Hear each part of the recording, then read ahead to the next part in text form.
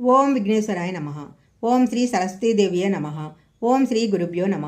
శ్రీ గురుచరిత్ర 28వ అధ్యాయం. అటుపైన జరిగిన వృత్తాంతము సిద్ధయోగి ఇలా చెప్పారు. శ్రీగురుడు అతనితో, నాయన, ఏ పాపాల వలన ఎలాంటి అధోగతి కలుగుతుందో చెప్తాను విను. ఆచారం పాటించని విప్రుడు హీనజాతిలో జన్మిస్తాడు.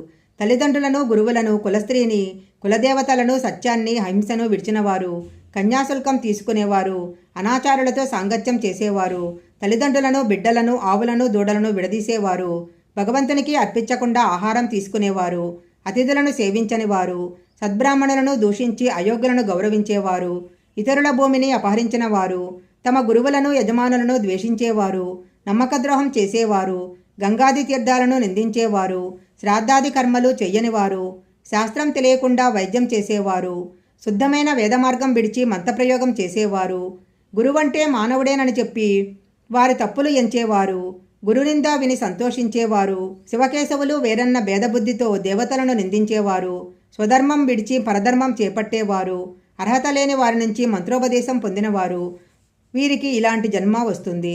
గురువును, కుటుంబాన్ని విడిచిన వారికి ఘోరమైన వ్యాధులు వస్తాయి. ఇతరుల రహస్యాలను, పాపాలను బయటపెట్టి చాటేవారికి జన్మాంతరంలో గుండె జబ్బు వస్తుంది. గర్భస్రావం చేయించుకున్న స్త్రీ మరుజన్మలో గొడ్రాలవుతుంది. లేకుంటే ఆమెకు పుట్టిన బిడ్డలందరూ చనిపోతుంటారు. ధర్మశాస్త్రము, పురాణము వినని వారికి గుడ్డితనము, చెవుడు వస్తాయి. పతితులతో స్నేహం చేసిన స్త్రీ గాడిదగాను, బ్రహ్మహత్య వలన క్షయరోగము, నమ్మకద్రోహం వలన అనద్వేషము, అజీర్ణము కలుగుతాయి. ఇతరుల సేవకుల మనసులను విరిచి వారి చేత తమ సేవ చేయించుకునే వారికి చెరసాల ప్రాప్తిస్తుంది.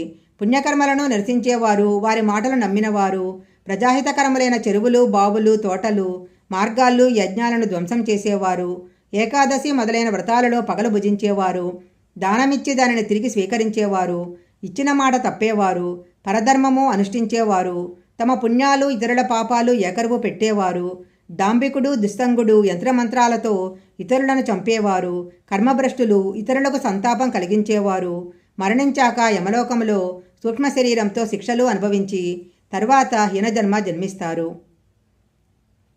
నామధారకుడు, స్వామి, నాకొక సందేహం ఉంది, కానీ కథకు అంతరాయమని అడగటానికి సందేహిస్తున్నాను అన్నాడు.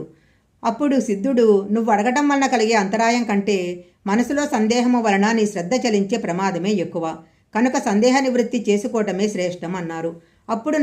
అప్పుడు నామధారకుడు, స్వామి, మరణం తర్వాత పూర్వకర్మ ఫలాన్ని యమలోకంలో ఒకసారి అనుభవించాక మరలా హీనజన్మ జన్మించి మరొకసారి అనుభవించడం సమంజసమా అన్నాడు. అందుకు సిద్ధుడు ఇలా వివరించాడు.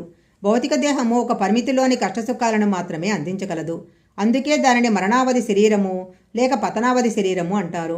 దీనితో అనుభవించలేని అపారమైన కర్మఫలాన్ని పరలోకంలో సూక్ష్మమైన యాతనా శరీరంతో జీవుడు అనుభవిస్తాడు. భౌతిక శరీరంతో అనుభవించవలసిన వాటిని మరలా జన్మించి అనుభవిస్తాడు.